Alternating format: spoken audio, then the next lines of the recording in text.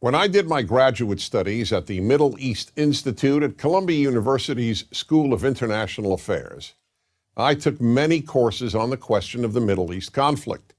Semester after semester, we studied the Middle East conflict as if it was the most complex conflict in the world, when in fact, it is probably the easiest conflict in the world to explain. It may be the hardest to solve, but it is the easiest to explain. In a nutshell, it's this.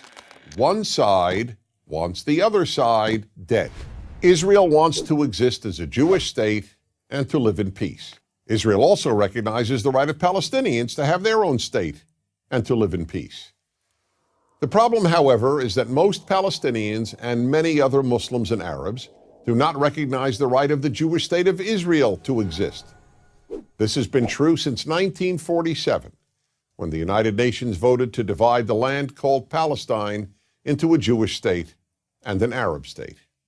The Jews accepted the United Nations partition, but no Arab or any other Muslim country accepted it. When British rule ended on May 15, 1948, the armies of all the neighboring Arab states, Lebanon, Syria, Iraq, Transjordan, and Egypt, attacked the one-day-old state of Israel in order to destroy it. But to the world's surprise, the little Jewish state survived. Then it happened again. In 1967, the dictator of Egypt, Gamal Abdel Nasser, announced his plan, in his words, to destroy Israel. He placed Egyptian troops on Israel's border, and armies of surrounding Arab countries were also mobilized to attack. However, Israel preemptively attacked Egypt and Syria.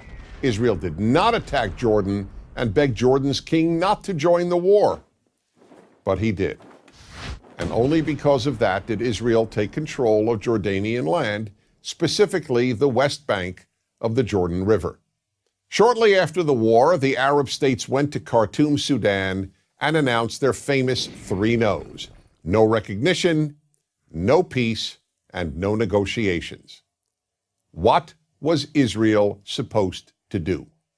Well, one thing Israel did a little more than a decade later in 1978 was to give the entire Sinai Peninsula, an area of land bigger than Israel itself and with oil, back to Egypt, because Egypt, under new leadership, signed a peace agreement with Israel. So Israel gave land for the promise of peace with Egypt, and it has always been willing to do the same thing with the Palestinians. All the Palestinians have ever had to do is recognize Israel as a Jewish state and promise to live in peace with it. But when Israel has proposed trading land for peace, as it did in 2000, when it agreed to give the Palestinians a sovereign state in more than 95% of the West Bank and all of Gaza, the Palestinian leadership rejected the offer and instead responded by sending waves of suicide terrorists into Israel. Meanwhile, Palestinian radio, television, and school curricula remain filled with glorification of terrorists, demonization of Jews, and the daily repeated message that Israel should cease to exist. So it's not hard to explain the Middle East dispute. One side wants the other dead. The motto of Hamas, the Palestinian rulers of Gaza, is, "We love death as much as the Jews love life." There are 22 Arab states in the world, stretching from the Atlantic Ocean to the Indian Ocean. There is one Jewish state in the world, and it is about the size of New Jersey. In fact, tiny El Salvador is larger than Israel. Finally, think about these two questions. If tomorrow Israel laid down its arms and announced, "We will fight no more," what would happen? And if the Arab countries around Israel laid down their arms and announced, "We will fight no more," what would happen? In the first case, there would be an immediate destruction of the state of Israel and mass murder of its Jewish population.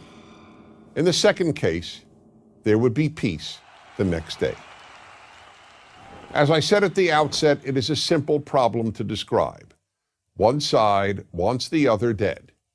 And if it didn't, there would be peace.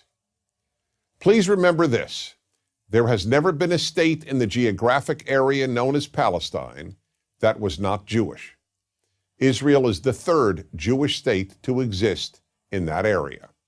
There was never an Arab state, never a Palestinian state, never a Muslim or any other state. That's the issue. Why can't the one Jewish state the size of El Salvador be allowed to exist? That is the Middle East problem. I'm Dennis Prager.